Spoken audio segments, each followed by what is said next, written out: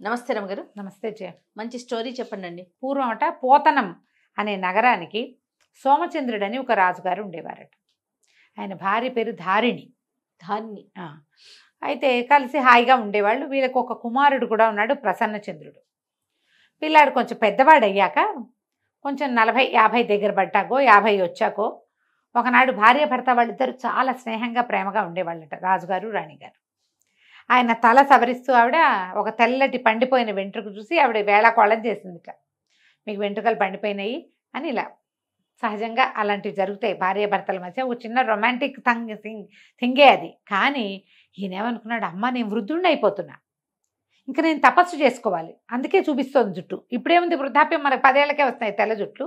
ఆ కాలంలో అది కాదు, చాలా కాలం జుట్లు నల్లగా ఉండేవి వాళ్ళకి. ఎప్పుడైతే ఈ వెంట్రుక కనబడి ఈవిడ వేళాకోళం ఆడిందో, ఇంకా ఈయన నాకు ఎక్కువ సమయం లేదు, నేను ఋషి జీవితం గడపాలని చెప్పి ఈ కుమారుడు 20 ఏళ్ళవాడో 25 ఏళ్ళవాడో అయినటువంటి ప్రసన్నచంద్రుడికి రాజ్యం ఇచ్చేసి, నేను అడవికి వెళ్ళి తపస్సు చేసుకోవాలి, నేను తపస్సు సమయం అంతా వృధా అయిపోతుందని వెళ్ళిపోతాను అన్నాడు. ఆయనకి అలా అర్థమైంది. ఈ భార్య ఆయన్ని వదిలిపెట్టి ఉండలేదు. ఆవిడ నేను కూడా అడవికి వచ్చేస్తానని ఆయన వెనకాలబడి ఆవిడ కూడా వెళ్ళిపోయింది. ఋషి జీవితమే గడుపుతున్నారు, కానీ భార్యాభర్త ఇద్దరు ఒకచోటే ఉన్నారు. కాలక్రమాన ఎంతో కాలానికి ఆవిడ గర్భవతి అయింది. మళ్ళీ అయ్యాక ఒక కుమారుడు కలిగితే వాడికి వల్కల చీరి అని పేరు పెట్టారట. వల్కల చీరి పిల్లవాడి పేరు. కొన్నాళ్ళకి ఇవిడు చనిపోయింది. ఋషి జీవితం గడపటము అంటే ఏంటంటే రాజ్యకాంక్ష లేదు, ఇలాంటి అద్భుతమైన భోజనాలు, ఎవరైనా తనని సేవించటాలు అవేం లేవుగా. వాళ్ళ నీళ్లు వాళ్ళు తెచ్చుకుని, వాళ్ళ బట్టలు వాళ్ళు ఉతుకుని, వాళ్ళ అన్నం వాళ్ళు వండుకున్నారు. జీవితంలో ఉంది, భార్య ఉంది కాబట్టి సంసార జీవితంలో ఉన్నారు. ఇది తప్పు ఏం కాదమ్మా, ఇలా చేయొచ్చు. ఇప్పుడు ఓల్డేజ్ హోమ్కి వెళ్ళిపోతారు భార్యాభర్త. ఇప్పుడు వీళ్ళు వానప్రస్థానికి వెళ్తే భార్యాభర్త వాళ్ళు కలిసి ఉన్నప్పుడు వాళ్ళ మధ్య దాంపత్యం ఉండకూడదని ఎవరు చెప్తారు? ఎందుకు చెప్పాలి? చెప్పాల్సిన అవసరమేం లేదు. అందులో ఏ తప్పు లేదు. వైఫ్ అండ్ హస్బెండ్ అయితే ఏ తప్పు లేదు. దాంపత్యం ధర్మం ప్రకారం దాంపత్యం కదమ్మా, అది తప్పేముంది? అది తప్పు కాదు. అయితే ఈ కుమారుడు కలిగిన తర్వాత కొంతకాలానికి ధారిణి చనిపోయిందట. చనిపోతే ఈయన సమీపంలో దొరికే ఆవుల పాలు పోసి పిల్లవాడిని పెంచుకున్నాడు. పిల్లాడు కూడా పెద్దవాడయ్యాడు. అయితే కొన్నేళ్లకి ప్రసన్నచంద్రుడికి ఈ అడవి నుంచి వచ్చినటువంటి మునులు, ఋషులు, ఈ సంఘ పరిత్యాగులు వాళ్ళు కొంతమంది వెళ్తుంటారు కదా నగరాలకి, వాళ్ళ వల్ల తనకు ఒక తమ్ముడు ఉన్నాడని, వాడు ఋషి జీవితం గడుపుతున్న తన తండ్రి దగ్గర ఉన్నాడని తెలిసింది రాజుకి. ఆ పిల్లాన్ని తెచ్చేసుకోవాలనిపించింది. తమ్ముడు కావాలి. అమ్మ నాన్న లేరు, ఆయన ఒక్కడే ఉన్నాడు, ఏదో వివాహితుడే అయ్యి ఉంటాడు, సంతానం ఉంటుంటుంది. తమ్ముడు అనేసరికి ఒక ప్రీతి ఉంటుంది చూడు, నా తమ్ముడని. వదిలిపెట్ట బుద్ధి కాదు జయ తమ్ముళ్ళని, అస్సలు కాదు. తనతో ఏం చేశాడు ఈయన, తెప్పించుకోవడానికి తన గ్రామాల్లో ఉన్నటువంటి కొంతమంది గణికాకులంలో ఉన్న వాళ్ళని పిలిచి, అమ్మాయిలు మీరు అడవికి వెళ్ళండి, ఆడో పిల్లవాడు ఉన్నాడు, వల్కల చీరి వాడి పేరు, వాడిని బుచ్చుకురండి అని చెప్పారు. ఋషి దగ్గరికి వెళ్ళి మీ పిల్లని మాకు ఇవ్వమంటే ఇస్తాడో ఇవ్వడో. వీళ్ళు ఏం చేశారు, బోల్డని పళ్ళు స్వీట్లు అవన్నీ మోసుకుని అక్కడికి వెళ్ళి ఆ ఋషి సోమచంద్రుడు లేని, తండ్రి లేని సమయంలో పిల్లవాడిని బాగా ఆదరించి స్వీట్లు గీట్లు అన్నీ బాగా తినిపించి, మా ఊర్రా పోతనాశ్రమం మాది, ఏ ఆశ్రమం మీద వీళ్ళని ఇంత ఛాతీలు నిండుగా ఉన్న మనుషుల్ని వాళ్ళని చూసి, ఆడవాళ్ళని చూసి ఆడవాళ్ళని తెలుసుకోవాలి ఆ పిల్లవాడు. ఎందుకంటే అతను ఎవరిని చూడలా, అందరినీ ఋషులనే అనుకుంటాడు. పెద్దవాళ్ళందరినీ నాయన గారు అంటాం అలవాటు. అమాయకుడు, రెండో ప్రపంచం తెలియదు కదా వీళ్ళని. మామూలుగా ఋషులు ఇక్కడ ఉంటాయి, నెత్తి మీద కొప్పులు ఉంటాయి కదా, వీళ్ళకి ఛాతీ మీద కూడా కొప్పు ఉందనుకున్నాడు. అనుకుని వీళ్ళని గొప్ప గురువులుగా భావించేసాడు. వాళ్ళు ఏమన్నారు, మా ఊరు పోతనాశ్రమం, పోతనం అనే నగరానికి చెప్పారు. మా ఆశ్రమంలో ఇలాంటివి ఎన్నో దొరుకుతాయి, చక్కగా హాయిగా తినచ్చు, ఎంతో సంతోషంగా ఉండొచ్చు అని బోళ్ళని ఆటలాడించి, పాటలు పాడించి, బంతులు విసిరి ఆడి ఆడి ఆడి సాయంకాలం అయ్యేసరికి లేచకపోయారు, వెళ్ళిపోయారు గురు ఆయన వస్తున్నాడని. ఈ పిల్లాడు ఆయన రాలేదు, కానీ ఈ అబ్బాయికి ఇంకా ఉండబుద్ధి కాల. పొద్దు నుంచి కాలక్షేపం చేసి అందరు వెళ్ళిపోగానే పిల్లలు బూరు కొడుతోంది అని ఏడవడం మొదలు పెడతారు. ఈ అబ్బాయికి ఒక 18 ఏళ్ళు ఉన్నాయి, 17-18. తోచల ఆ పోతనాశ్రమానికి వెళ్ళిపోదామనిపించింది. తండ్రి ఎక్కడికో వెళ్ళాడు, ఆయన రాకముందు ఈ అబ్బాయి బయలుదేరి వెళ్ళిపోయాడు. వాళ్ళ వెంబడబడి వెళ్ళిపోయాడు. వాళ్ళు ఏదో రథాల్లో వచ్చారు, రథాలు తోలుకున్నారు, ఎక్కడో దాచిపెట్టారు వాటిని, రథాలు ఎక్కి వెళ్ళిపోయారు. ఇది ఋష్యశృంగ మహామునిని ఇట్లా తెచ్చారని చెప్తారు. ఇదే కథ మనకి రామాయణానికి పూర్వకథ. పుత్రకామేష్టి చేశారు కదా దశరథులు, పుత్రకామేష్టి చేయడానికి ఋష్యశృంగుడు వచ్చి చేశాడు. ఆ ఋష్యశృంగుడి ఇట్లా అడవి నుంచి బయటికి తీసుకొచ్చారు. ఆయన వస్తేనే వానలు పడతాయని చెప్పారు ఇంకొక రాజ్యంలో, రోమపాదుడి రాజ్యంలో. ఆయన తీసుకొచ్చాక వానలు పడ్డాయి. ఆ శాంతాదేవిని, రాముల వారి అక్కయ్య అయిన శాంతాదేవిని ఋషిశృంగ మహామునికి ఇచ్చి వివాహం చేశారు. ఆయన వచ్చి పుత్రకామేష్టి యాగం చేయించారు వీళ్ళకి. ఋషిశృంగుడి కథ కూడా ఇలాగే కనపడుతుంది. స్త్రీముఖం తెలియని వాడు ఋషిశృంగుడు అంటే. సరే ఏమైంది, రథానికి వాళ్ళు వెళ్ళిపోయారు. వాళ్ళ కోసం అటు చూసి ఇటు చూసి తోచక ఈ కుర్రాడు కూడా బయలుదేరి వెళ్ళిపోయాడు.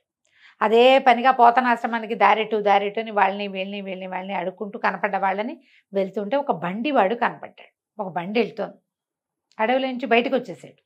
బండి వెళ్తుంటే వాళ్ళకి నవ్వొచ్చింది. పోతనమా అన్నారు. అవును పోతనాశ్రమం అన్నాడు. అనేసరికి భార్య భర్త ఇద్దరు ఉన్నారు. వాళ్ళు కుర్రాన్ని చెయ్యిల బట్టి లాగి పైకి ఎక్కించుకున్నారు. ఎక్కించుకుని బండి మీద కూర్చుని ఈ పిల్లవాడు వెళ్తూ ఉంటే ఈ ఋషిగారిది ఈ ఆశ్రమం ఎవరిది, ఆశ్రమం ఎవరిది, ఇళ్ళని కూడా ఆశ్రమం అనుకుంటున్నాడు. వాడికి తెలియదు పాపం. పొట్ట చెక్కలయ్యేలాగా నవ్వుకుంటూ భార్య భర్త కుర్రాన్ని బాగా ఆదరించారు. ఏవో పళ్ళు కాయలు చేతిలో పెట్టారు. ముందుకెళ్ళేసరికల్లా ఒక దొంగవాడు బండిని అటకాయించాడు. బండిలో ఏదో ధాన్యం ఉంది, అది ఇవ్వమని అటకాయించేసరికల్లా బండివాడు మంచి గట్టివాడు. వాడేం చేశాడు, ఆ బండికి పోల్కర్రలు ఉంటాయిగా పక్కన, ఒక మంచి గెన్స్గా ఉన్న కర్ర తీసి తలకాయ పగల కొట్టేశాడు దొంగ. వాడిని పొదల్లోకి ఇచ్చేసి వాడి దగ్గర కొంత దొంగ సొమ్ము ఉంటే ఆ సొమ్ము అంతా తెచ్చి తన బండిలో పెట్టుకున్నాడు. బండి అట్లా ముందుకు పోయింది.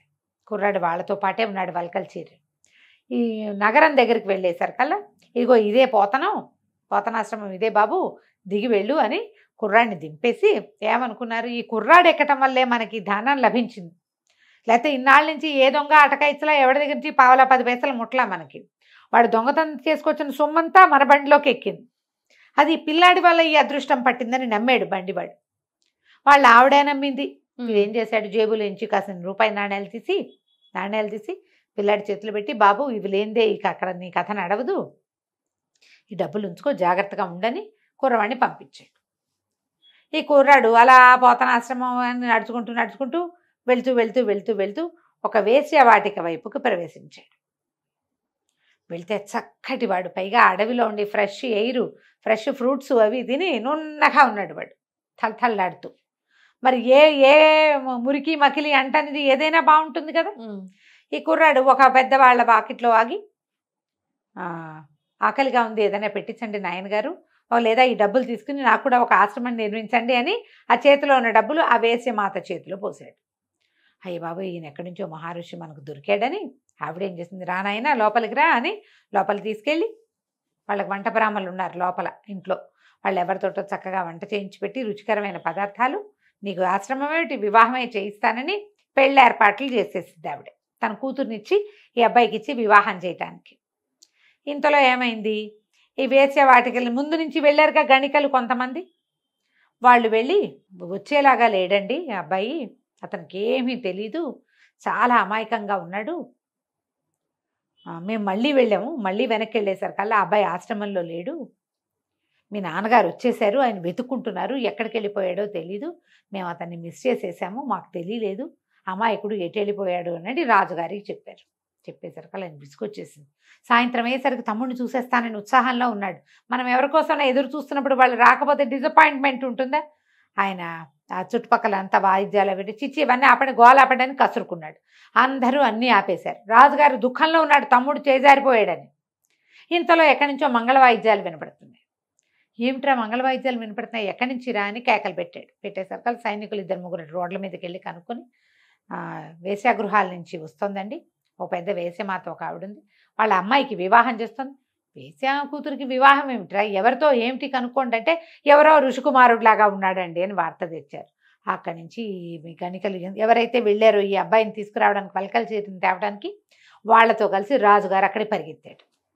పరిగెత్తేసరికల్లా సాక్షాత్తు తమ్ముడే పెళ్లి కుమారుడుగా కనపడ్డాడు. పెళ్లి ఇంకా అవల, ముందు ఏర్పాట్లు ఉంటాయిగా, పెళ్లి కొడుకుని చేయటం పెళ్లి కూతురు చేయటం, మంగళ వాయిద్యాలు భోరని మోగుతున్నాయి. అక్కడి నుంచి పట్టేశారు. పట్టుకుని ఆవిడకి ఏదో కొంత ధనం ఇచ్చి కుర్రాన్ని తెచ్చుకున్నారు.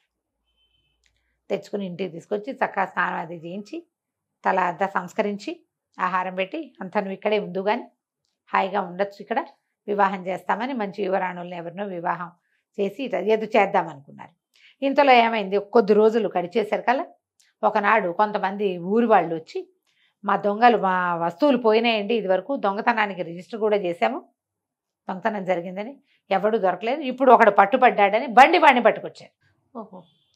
బండివాడిని పట్టుకొచ్చేసరికల్లా బండివాడు ఏం చెప్పాడు, చెప్పబోయేసరికి ఈ పలకల చీర కూర్చున్నాడుగా, పరిగెత్తుకుంటూ వెళ్ళాడు. నాయన గారు బాగున్నారా అని వెళ్ళి కావలించుకున్నాడు బండివాడిని. సభలో అందరు ఆశ్చర్యపోయారు, ఏమిటంటే ఈ బండి అయినే నన్ను తీసుకొచ్చాడు పోతనానికి అని చెప్పేసరికల్లా రాజుగారు ఏమిటి అని కనుక్కుని, ఈ ప్రసన్నచంద్రుడు ఆ దొంగ ఎవరో వచ్చి అటకాయిస్తే అతన్ని కొట్టి అతని వస్తువులు తీసుకున్నామని చెప్పారు. ఏ వస్తువులు ఎక్కడెక్కడ అమ్మాడో అవన్నీ ఎవరి వస్తువులు వాళ్ళకి అప్పచెప్పి బండివాడికి కూడా కొంత ధనం ఇచ్చి తమ్ముడిని తెచ్చి వెనక ఈ ఊళ్ళోకి అప్పచెప్పినందుకు బాగా ఆదరించాడు. అట్లా 12 ఏళ్ళు గడిచిపోయాయట. ఈ వల్కల్ చీరికి చక్కగా వివాహం చేశాడు అన్నయ్య. రాజ్యంలో హాయిగా రాజుగారి తమ్ముడుగా హాయిమని ఉంటున్నాడు. ఇక్కడ భోగాలకి ఏం తక్కువ, ఎవరైనా స్నానం చేస్తారు, ఎవరైనా వండి పెడతారు, చక్క కాలక్షేపానికి బోళ్ళని జరుగుతాయి, వాళ్ళు వీళ్ళు వచ్చి కబుర్లు చెప్తారు. 12 ఏళ్ళు అయిపోయింది. ఒకనాడు ఈ వల్కల్ చీరికి తండ్రి గుర్తొచ్చాడు.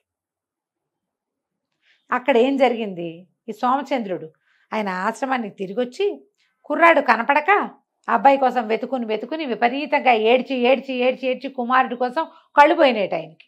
అయ్యో. ఆశ్రమం చుట్టుపక్కల ఆశ్రమాల్లో ఉన్న వాళ్ళు ఎవరి సహాయంతో ఆయన జీవితాన్ని సాగిస్తున్నాడు.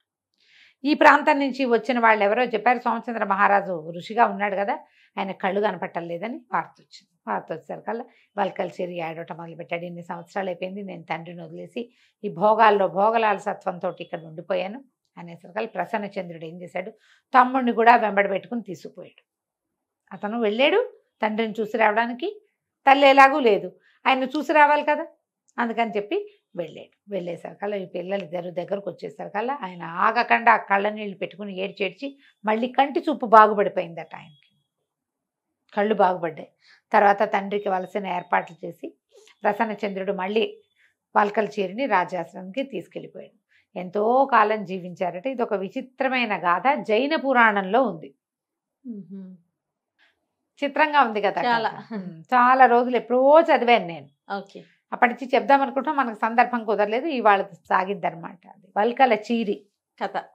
చాలా బాగుంది రమ్మ గారు. నమస్తే. నమస్తే.